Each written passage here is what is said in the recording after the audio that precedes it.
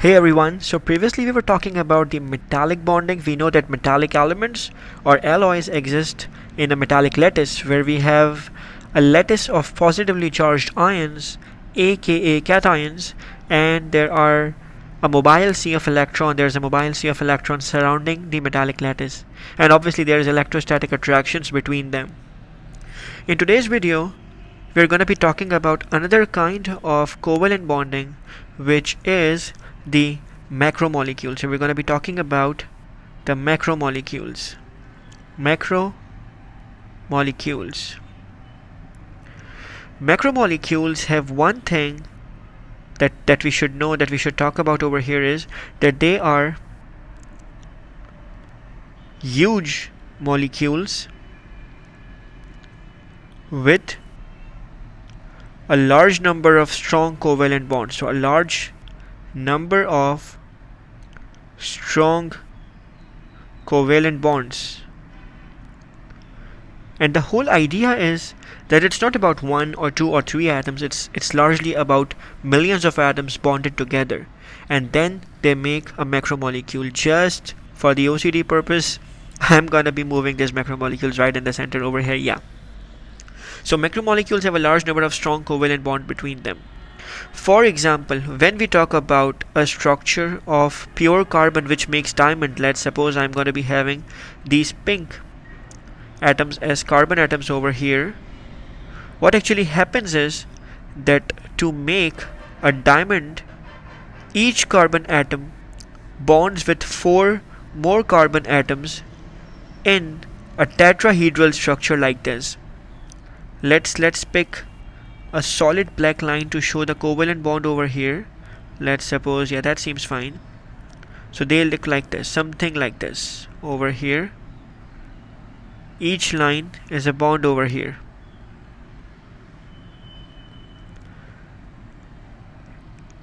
And each pink circle is a carbon atom over here.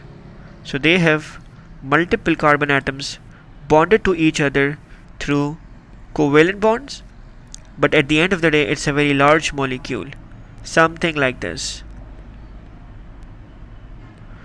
So this is a tetrahedral structure of a diamond molecule, but it is a continuation, it does not stop.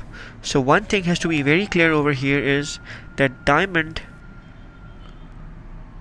or for example if I draw a similar structure of silicon dioxide, that would be having a similar structure like this.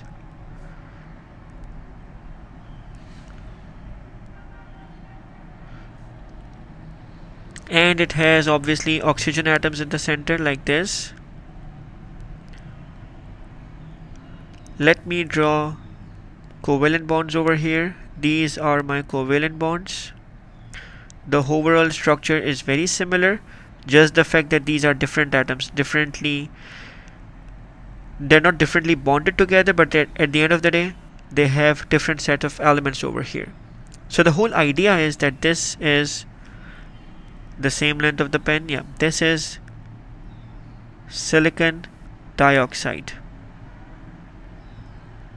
These both are macromolecules because they have a very large number of atoms bonded together by strong covalent bonds. Both these structures have two things in common.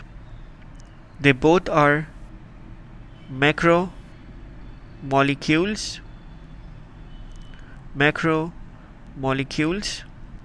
Both have a tetrahedral structure.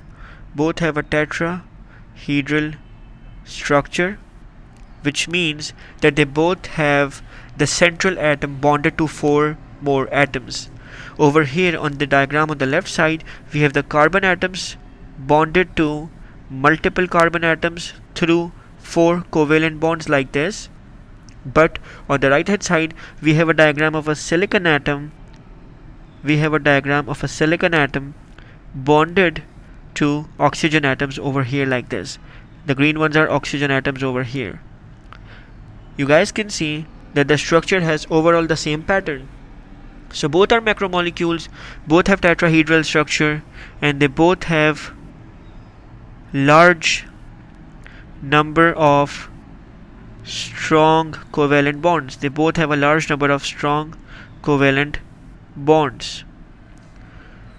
Few things are different between them, which is that diamond is an element. It is composed of only carbon atoms, only contains carbon atoms, while silicon dioxide is a compound because it has silicon and oxygen atoms bonded together.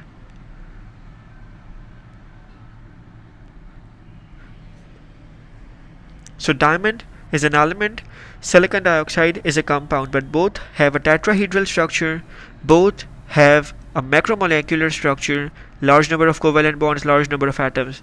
They both do not conduct electricity because they don't have any valence electrons which could be mobile.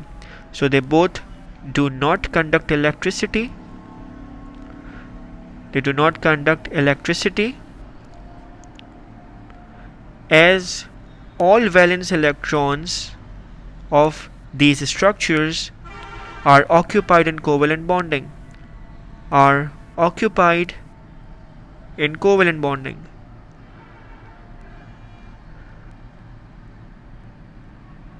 Over here.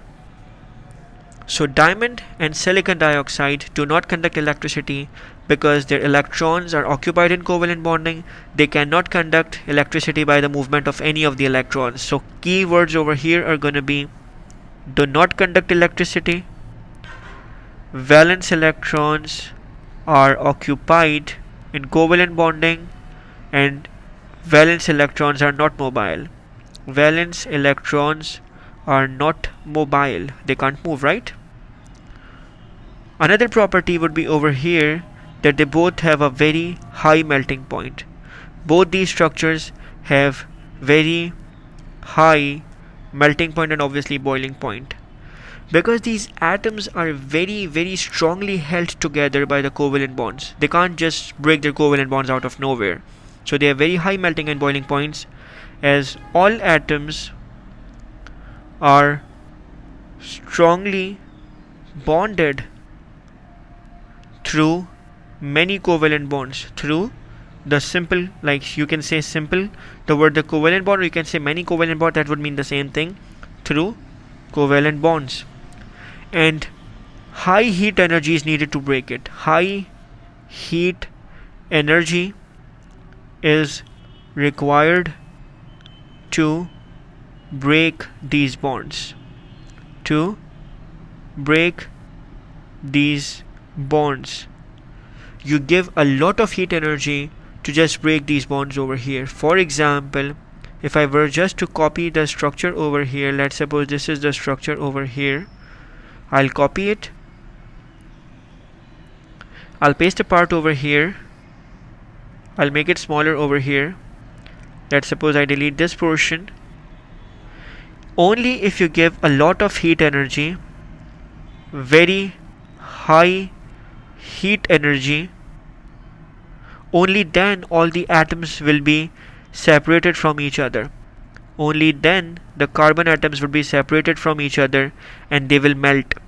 So it's not very easy. Similar thing happens for the silica. You cannot just easily break all these bonds.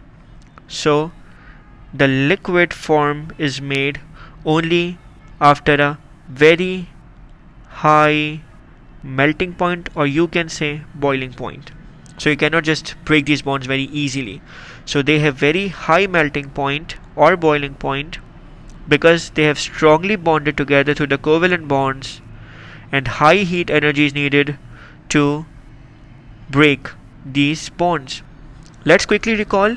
We know that macromolecules have a large number of covalent bonds between the atoms. It can be the same kind of atoms like in diamond, which is an element. It can be between different kind of atoms like silicon dioxide, which is also known as sand, by the way, which is also known as sand, SiO2, or you can say silica, which is a compound because it has two different kind of atoms. They both were macromolecule, they both were tetrahedral structures, they both have a large number of covalent bonds. They both have a very high melting and boiling point. They both do not conduct electricity, and we know the reasons why. because they have strong covalent bonds and their electrons are already occupied while making these covalent bonds. So in the next video, we'll be talking about how graphite is also a form of carbon but a little different from diamond. So stay tuned guys. Thank you.